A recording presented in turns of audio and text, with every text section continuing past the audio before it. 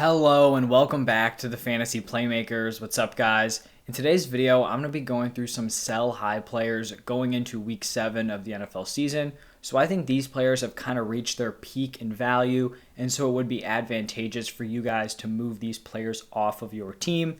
This video seems to be fairly controversial because if I'm talking about a player as a sell high and you have them on your team, you may not feel great about that, but just hear me out. Instead of disliking the video or commenting that it's so stupid to trade this player away, just listen to my overall argument and let me know what you guys think down below. If you think I shouldn't be trading these players away, let me know why, and we can have a nice conversation in the comment section. I'll be responding to every single comment. And then if you guys are enjoying the video, please just do me a huge favor, hit that like button and subscribe to the channel. But let's get into the first sell high player. And I know this one is going to be fairly controversial right off the bat. It is going to be Deandre Hopkins. Just hear me out here and then let me know your thoughts down below because I do want to know what you guys think. I don't even know if Deandre Hopkins is going to be a top 10 wide receiver for the rest of the season, but in my opinion, across the majority of leagues, he is likely still valued as a top 5 wide receiver moving forward. Right now, he's averaging 16.5 points per game. Very, very solid. Wide receiver 15. He's not necessarily living up to where you drafted him at, which was probably wide receiver 4 or wide receiver 5. But, still, that could kind of swing in a different direction. He could go on a fairly hot run and then be right up there with those top tier wide receivers. But I just don't think he has that high-end upside for the rest of the season. In my opinion, you need 3 main things to be, a high-end wide receiver 1. It's volume, touchdown opportunity, and big playability.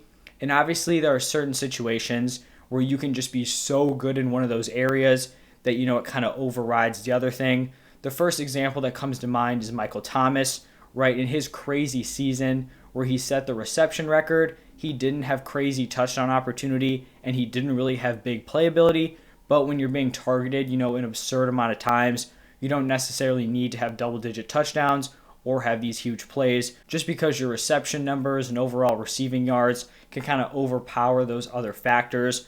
But right now, when I'm looking at D-Hop, he has 2 of those 3 factors. He has the touchdown opportunity, he has the big playability, but right now he is definitely missing the volume aspect. DeAndre Hopkins, it kind of caught me by surprise. He only has 38 targets on the season, 38 targets through 6 games. That is 6.3 targets per game. That is not a high number. And just to kind of give some context to what kind of volume DeAndre Hopkins normally sees, from 2015 to 2020, DeAndre Hopkins averaged 10.5 targets per game. So that is absurdly high target number. But that's honestly what we've kind of come to expect from DeAndre Hopkins throughout his season. And now I'm going to talk about just the overall Cardinals target numbers, so all the top receiving options. So you have D-Hop leading the team with 38 targets. AJ Green has 32, Christian Kirk has 31, Chase Edmonds has 30, and Rondell Moore has 28. That is 4 other players within 10 targets of DeAndre Hopkins. If I'm a D-Hop owner, that is not something I want to see. They've been spreading the ball around on this offense, and it's been working. The team is 6-0. The offense has been explosive, so I don't really see any reason why they're going to go against this approach and say, you know what, now we're just going to target funnel towards DeAndre Hopkins. They're probably going to keep spreading the ball around, and from wide receiver 1 to wide receiver 20 in points per game, no other player has fewer targets per game than DeAndre Hopkins. And then at wide receiver 21, you have Emmanuel Sanders, who has slightly less targets per game than DeAndre Hopkins. And then from wide receiver 21, you have to go all the way down to wide receiver 32, which is his own teammate Christian Kirk, and that is someone who has less targets per game. So really, DeAndre Hopkins has kind of been an outlier with his production, given the volume he has received. And touchdowns are really the thing that's kind of been keeping Hopkins' production up. He has 6 receiving touchdowns, which is tied for number 2 at the wide receiver position.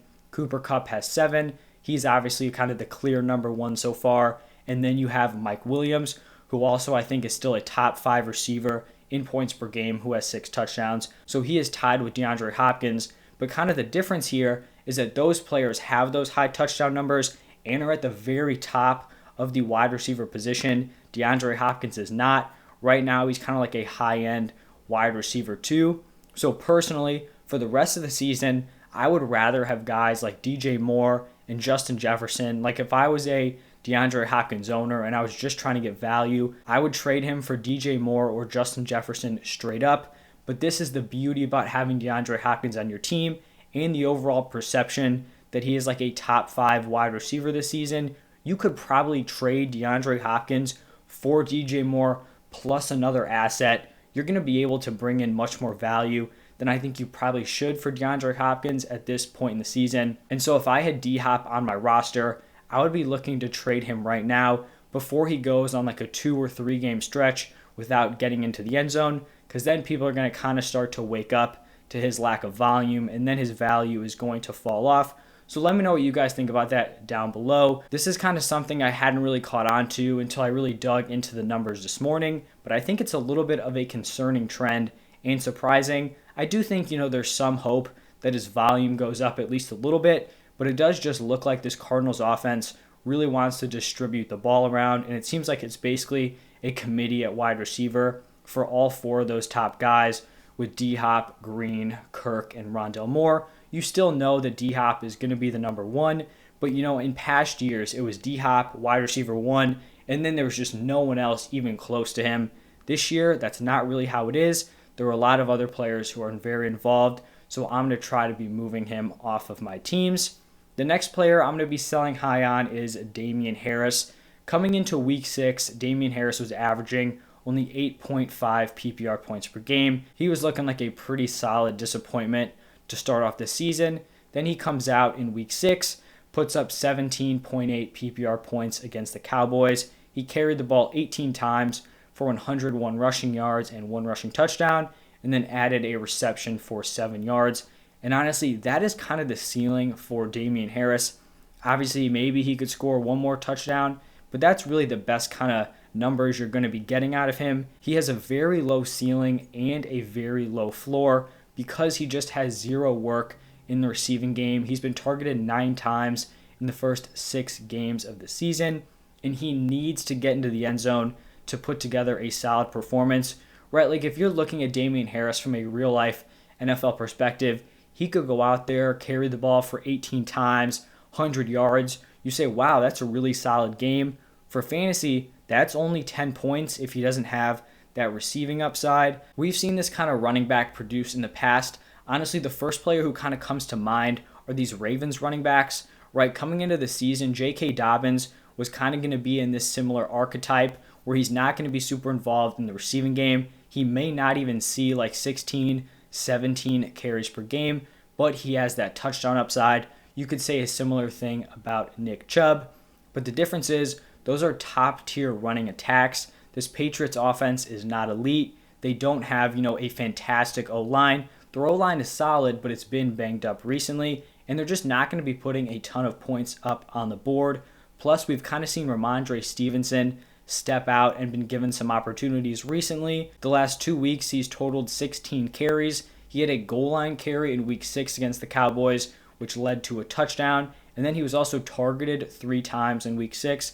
So it kind of looks like he's stepping in to that new receiving back role. So overall, there's just a lot of red flags here with Damien Harris. And if I can sell high on him this week, I am going to do it.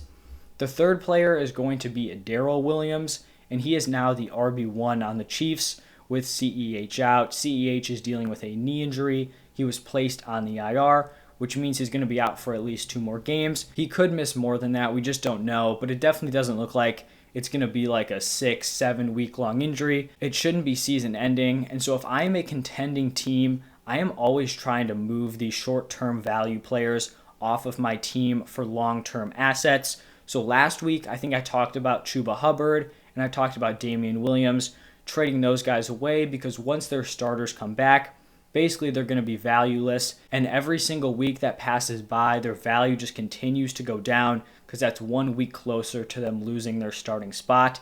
But Darrel Williams comes out in week 6, plays very well. He gets into the end zone twice, which helped him put up 23.9 PPR points. Like I mentioned, the issue is that when CEH returns, he's going to be almost useless on your roster. and he's just going to be unstartable, once he's not the RB1. So I'm going to be trying to move him onto teams who need to win now. Maybe they started out the season 2-4, 1-5. They just need a starting running back, even if it's just for the next few weeks.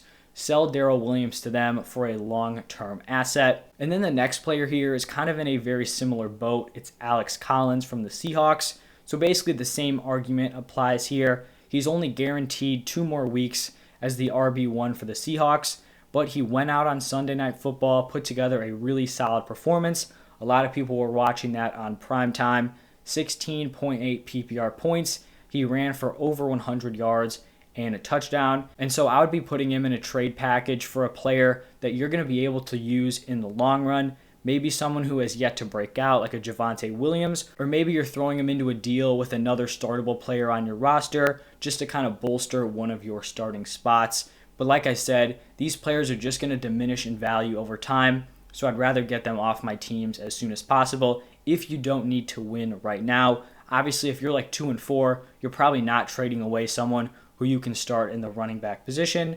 But now we are on to the 5th and final sell high player, and it is going to be Kenyan Drake. He is basically the definition of a sell high guy. I always talk about how I want to chase volume, not touchdowns. That was kind of like my argument with Deandre Hopkins.